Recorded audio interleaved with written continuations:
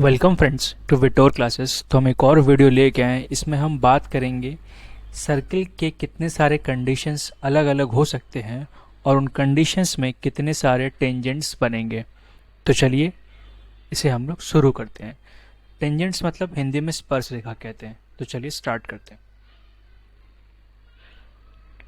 तो हमारा पहला कंडीशन सबसे पहले हम मानेंगे कि हमारे पास दो सर्कल है जिसका रेडियस R1 R2 है और रेडियस R1 R2 से बड़ा है। मतलब कोई भी एक जो रेडियस होगा या त्रिज्या होगा वो दूसरे से बड़ा होगा, ये हम लोग या बराबर भी हो सकता है। तो कहने का और उनके दो केंद्रों के बीच की दूरी है D। तो हम लोग इसको सॉल्व करेंगे। तो सबसे पहला जिसमें 4 कॉमन टेंजेंट बन सकते हैं। ठीक है, कैसे बन सकते हैं? तो और ये जो सवाल है ये एसएससीजीएल बहुत बार पूछ रहा है, तो प्लीज़ आप इसे ज़रूर देख लें।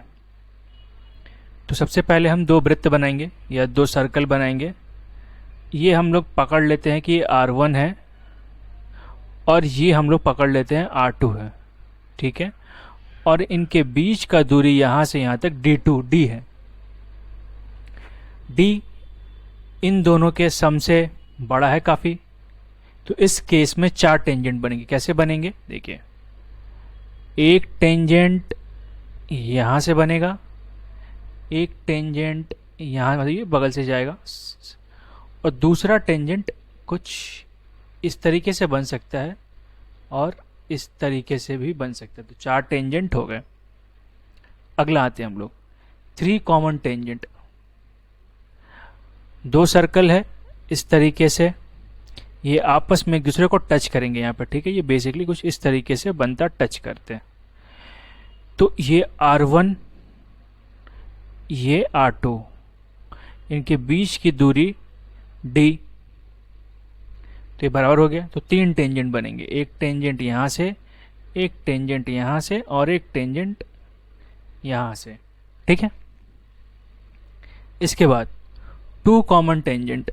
ठीक है, इसमें क्या होगा, ये दो जो वृत्त है आपस में एक दूसरे को यहाँ पे काटेंगे इस तरीके से। तो इसका सेंटर यहाँ पे, तो दोनों के बीच की दूरी तो D हो जाएगी। लेकिन अगर सेंटर नापेंगे तो इसका सेंटर कुछ इसकी दूरी कुछ यहाँ तक आएगी और इसकी दूरी कुछ यहाँ तक आएगी।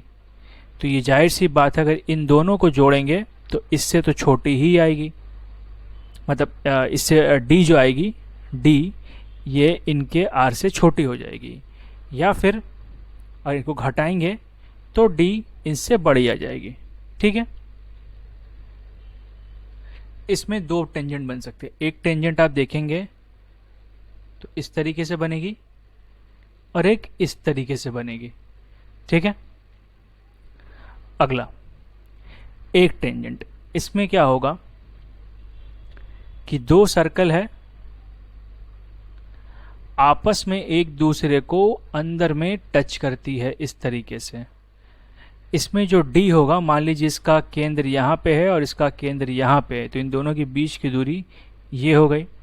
और अगर आप सेंटर के साथ देखिएगा तो ये बड़े वाले सर्कल का त्रिज्या और ये छोटे वाले सर्कल का त्रिज्या, इस बड़े में से अगर इस छोटे को हटा देंगे तो ये निकलता जो कि हमारा D है।